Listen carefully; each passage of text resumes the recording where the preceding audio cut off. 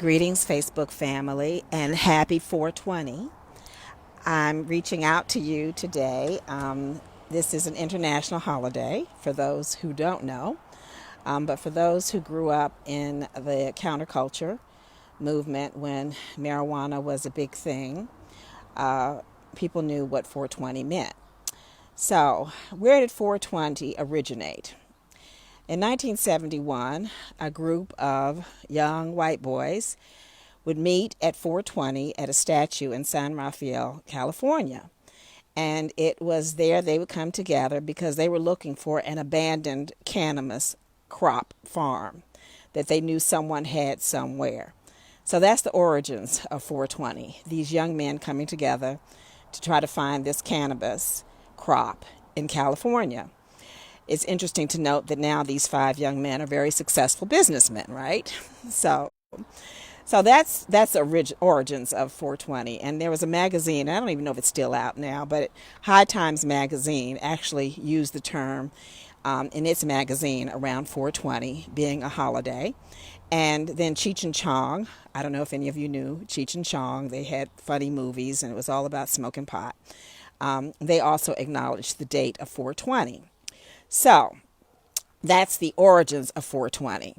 Now, 420 has become, in the latter years, it became a day where people would come together to demonstrate. They were mostly, kind of conscious protesters to the fact that marijuana was illegal and it was something that many people felt would be beneficial to have legalized in our country. So around the world on 420, people would come together for what they would call smokeouts, and they would smoke marijuana publicly as, civil disobedience in the attempts to get the legalization of marijuana. So it became socially acceptable also within the marijuana culture to take a hit at 420 for those who like to imbibe. So as we have moved now, where 33 states and the District of Columbia have decriminalized marijuana, and we see marijuana everywhere, and we have understood the benefits of it, 420, I think, is something that needs to be acknowledged. I believe the guy who was the big movement person in D.C., our mayor actually gave him the number 420 for his license plate. So I wanted to acknowledge this day and also acknowledge that fact that many people may choose or not choose to use marijuana as a medicine, or some people just want to get high. Others see the benefits of it, when it comes to their creativity, opening their crown chakra. Others see the benefits of it medically. I know back in the days of HIV and AIDS, when it was epidemic, many people were baking brownies and making teas. When my mother had cancer, that was part of my treatment for her when she came to see me, is I would make sure that she had teas and brownies and things to help not only put weight on her body, but also to help her relax and release her anxiety using marijuana. In those times in the 80s, it was very illegal, and I was actually living in North Carolina, so no one could know what I was doing. But now we see where even John Boehner, the former Speaker of the House of Representatives, is on the board and invested in the industry of marijuana, which is huge. I don't know how many African Americans are in the business, but it is a huge business. We also see that people have been able to, scientists have been able to pull the THC out, so all you have left is the CBD, and CBD oil is used daily by many of us, for pain, for sleep, for reducing anxiety, what have you.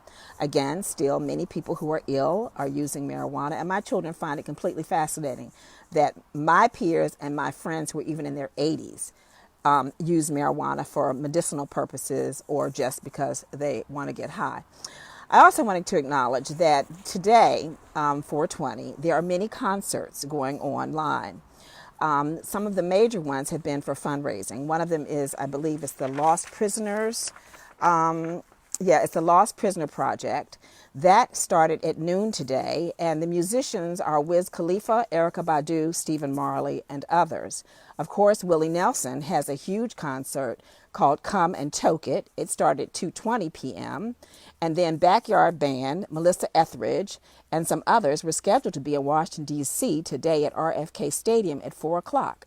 with the proceeds going to Live Nation and also some nonprofits, the Drug Policy Alliance and the Americans for Safe Access. That concert actually started a few minutes ago at 4 o'clock today on 4/20. So just keeping you aware of what's going on. And if you like music, Snoop Dogg is acting as DJ on Instagram under the name DJ Snoopadelic. And it is his opportunity to play music. As you know, he decided to embrace Rastafarianism. But even before that, everyone knew that Snoop Dogg was a big pothead. And he has a fascinating song, which I actually heard today. And you can hear it on YouTube. And I think it's called Snoop Blaze Out or something like that. So I just wanted to make you aware of this day, especially those in my community. You know, the terminology really became quite prevalent for those who like the Grateful Dead. And I was a counterculture person. I loved rock and roll. But the Deadheads, there were many people who traveled around the country, not just white folks, black folks too, who liked the Grateful Dead. And 420 was one of the things that was always being talked about in those days. So I just wanted to make you aware of this particular holiday, whether you imbibe or not. The thing about it is that now we have found out the benefits of marijuana, which are far greater than the benefits of alcohol, and it's being used safely and wisely, both for the mind, the body, the spirit, and also theoretically. So happy 420 to all of you. International Marijuana Day. So take care and have a good one. Talk to you tomorrow.